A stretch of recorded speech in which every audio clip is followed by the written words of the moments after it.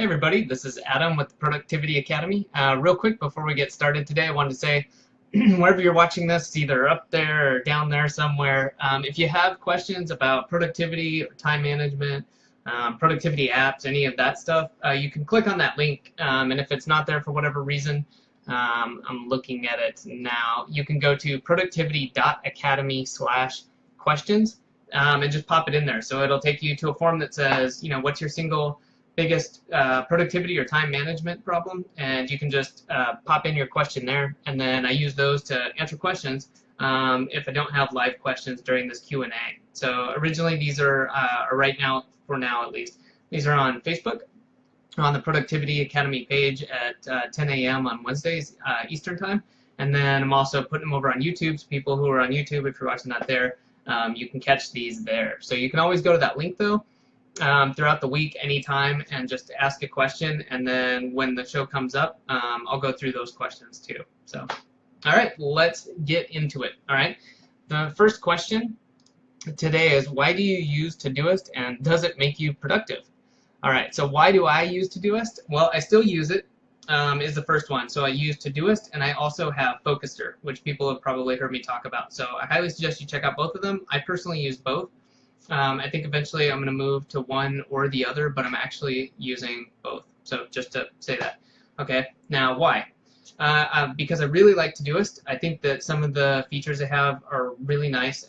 They've recently updated and include a two-way calendar sync, which is something that I believe only Focuster had before. And then Todoist also has teams, right? So you can add and share tasks with people. So for the workplace or at home, if there's something in the house that, maybe it's, you've got to schedule something, or, you could put your shopping list in there and share it with your wife or your kids or your husband, whoever.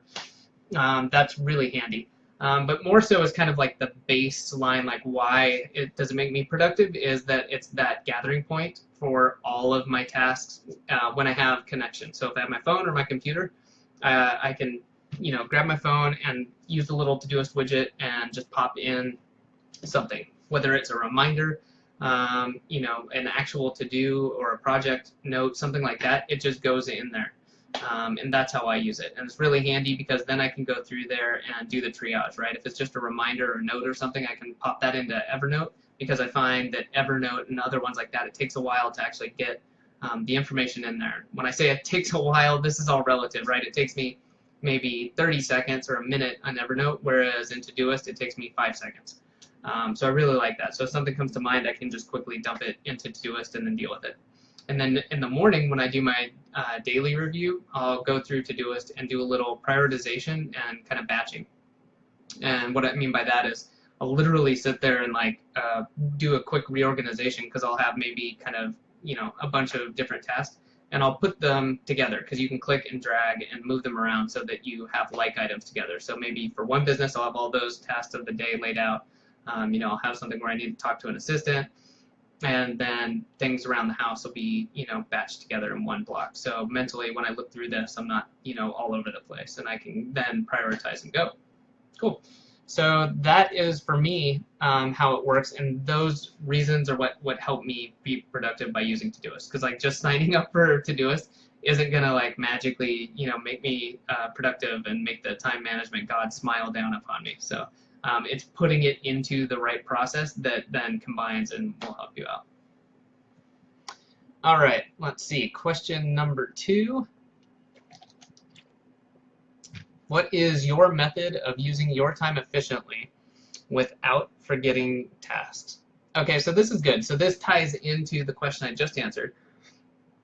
And as far as, let me make sure I got this bit. What is your method of using your time efficiently without forgetting your tasks? Okay. So this ties into kind of batching tasks, and then using something like Focuster, or I'm right now trying the Best Self Journal, which one of my business partners grabbed for me, and using time blocking over here on the side, and actually accounting just more accurately for my time. It's something also I do with Focuster, because it has a nice view where you can plan your day. It slots in your time into your calendar, but then you can go to kind of a minimal window where it's just got this is what you're working on, and this is how long you have that accounted for. And as far as being efficient, I think that will really help you, because not only does it force you to try to stick to a schedule, but it also helps you get more accurate in saying, oh, this task takes me this long, or man, I thought this would take me half an hour, it turns out I need an hour and a half, or the other way around. It may be a lot shorter than you think and you're giving yourself too much time. And then without forgetting, it's just having your list, whatever it is, if it's your notebook, if it's your phone, if it's Todoist, Focused, or whatever, have that list. That's how you don't forget. Okay, and that's part of kind of the next question too, which I'll get into obviously in a minute. But I think not forgetting your tasks, that's just could be as simple as having a list. And then you review that as you go, add to it, delete, do whatever you need to do, but I think that's usually good enough. Okay, and so for the last question I had was, why am I so unmotivated for a day every now and then? How can I break that and be productive on those days? Okay, so like I was just saying, I think this really ties into not forgetting a task, because, I mean, we all have those days, right? I call BS on somebody who says that, they wake up every single day just, really wanting to get out there. It's like, hey, everybody's got bad days. Maybe you're a super positive person, but, some days you got a little bit of a cold or you're just tired, and then for the rest of us mere mortals, we have days where it's just kind of tough or you're just, not feeling that motivated. And so this is where having a routine comes in handy, okay? Because if you don't have the foundation, then you're really going to flounder when you have those days, because it's going to be so much easier. Your willpower is going to be so much lower. So what I mean by this is having a routine. For myself, and what I recommend for a lot of people, is having a morning review, right? And that could be as simple as looking at your calendar, checking whatever your kind of aggregating places. If you have notebooks, if you use Evernote, if you use Todoist, if you use email, go through that and make sure you've collected everything, and then you can lay out your day. And, for some people that may be 5 minutes. For other people, you may need half an hour. It may involve talking to people, but you get in that habit and you have that routine so that when the time comes and you're not feeling like it, one, it helps you and it makes your day easier, because if you don't do this, it makes your life harder, right?